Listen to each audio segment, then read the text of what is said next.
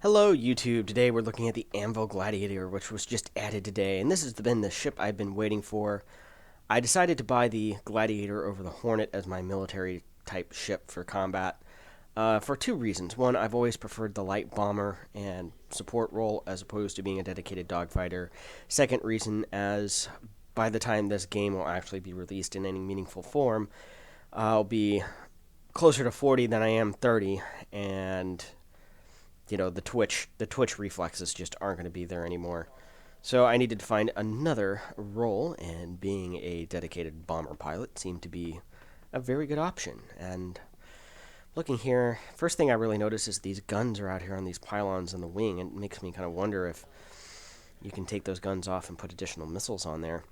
Because where they are right now, it doesn't seem like they'd have very good convergence. It seemed like they'd have a very wide convergence arc, and I guess those are M3As on there. So, all right, I'm going to try to get in the cockpit here. I'm assuming the cockpit's modeled and get into it somehow. I wonder if there's a button or something. I know there's a button on certain members or certain model or on the Cutlass to get into the back ramp. I don't see anything. So I'm going to take another quick look around. But yeah, those guns kind of odd.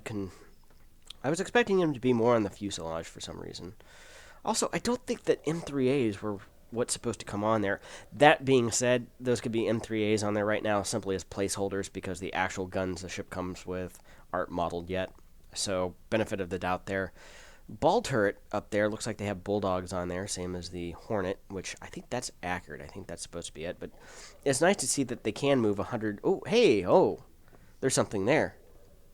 Crouch down here, see if there's a button or something. Oh, here we go. Kind of duck out of here. I guess there's a ladder here. Oh, nope. Holy snow speeder, Batman. It's a two-seat platform here. I think this is the pilot seat. Stop from crouching here. Crouching Tiger hidden cockpit. Yeah. Okay. That's a little cramped. Well, maybe not so much. Maybe it's just kind of loading animation in. Oh, I think that's a ball turret guy sliding up. So joystick in the middle there, similar to the Hornet. Looks like we got... okay. It just took a second there. Looks like we got a pair of multifunction displays, maybe even 5, 7. I don't know. No, it looks like those are dedicated shield displays and enemy target displays. Okay. Oh. View looks pretty good. I really like that. You have almost a pure unobstructed view of above you to see if anything's coming in or going out or whatnot.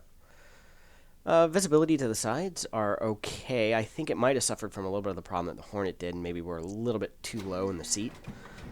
Or the window needs to be trimmed down just a smidge, a couple inches. But I think it's okay where it is now.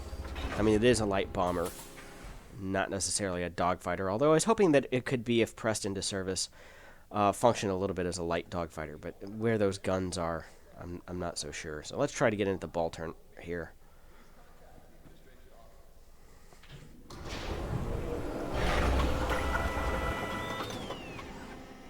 Alrighty.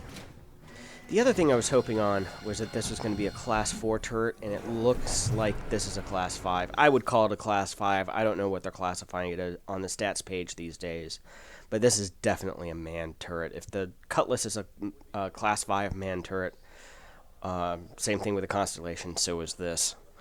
Which makes me call into question to whether or not it is quite as flexible of a platform as they were advertising a year ago. Because I was also hoping that maybe this backseater could have been utilized as a electronic warfare officer. Again, with all these Class 3 pylons, one of the purposes of Class 3s are not only to hold missiles, but electronic warfare gear as well. So it looked like this is going to be a far more flexible platform than the Hornet, and we'd be able to provide a lot more support roles. Maybe put a tracker-type unit on there, similar to the Super Hornet, the Hornet tracker, and then have a radar intercept officer instead of a gunner, or maybe somebody that could do both tasks just by switching a display out or pressing a different button on the display menu or whatnot. But it doesn't really look like it. It looks like this guy's pretty much a dedicated ball gunner. which isn't necessarily a bad thing because this gun does seem to have 180, 360 by, I'm not sure if it's 180 degrees or not.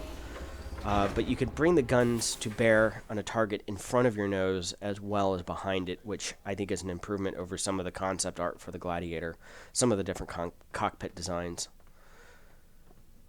You know, that's on. I wonder if that's not on a pylon, and you can't take out a gun pylon, for instance, and replace it with a missile pylon.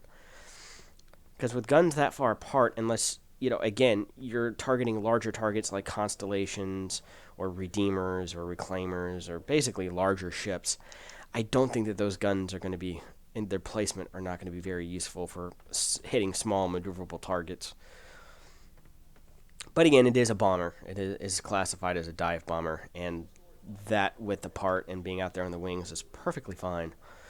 Although, again, I think it was supposed to come with neutron guns of some kind. Not the same ones that were on the Hornet.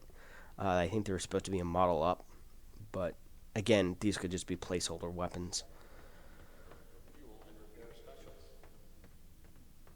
Didn't see anything about the bomb bays, or I haven't seen anything where you can open the bomb bays, so I guess that's probably not quite there yet.